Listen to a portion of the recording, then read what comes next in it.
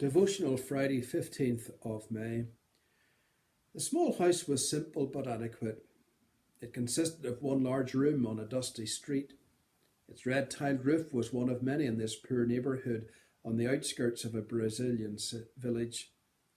It was a comfortable home. Maria and her daughter Christina had done what they could to add colour to the grey walls and warmth to the hard dirt floor.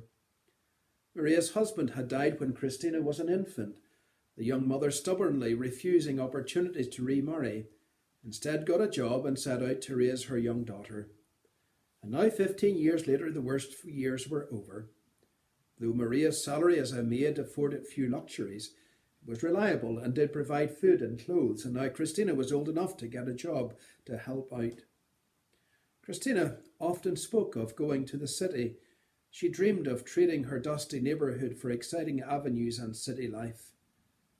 But just the thought of this horrified her mother. Maria was always quick to remind Christina of the harshness of the streets. People don't know you there, jobs are scarce, and life is cruel. And besides, if you went there, what would you do for a living? Maria knew exactly what Christina would do, or would have to do for a living. That's why her heart broke when she woke one morning to find her daughter's bed empty. Maria knew immediately where her daughter had gone. She also knew immediately what she must do to find her. She quickly threw some clothes in a bag, gathered up all her money and ran out of the house. And on her way to the bus stop, she entered a pharmacy to get one last thing, pictures. She sat in the photograph booth, closed the curtain and spent all she could on pictures of herself. And with her purse full of small black and white photos, she boarded the next bus to Rio de Janeiro.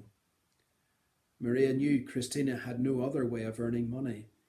And knowing this, Maria began her search. Bars, hotels, nightclubs, any place with a reputation for those working on the street. She went to them all, and at each place she left her picture taped on a bathroom mirror, tacked to a hotel bulletin board, fastened to a corner of a phone booth, and on the back of each photo she wrote a note.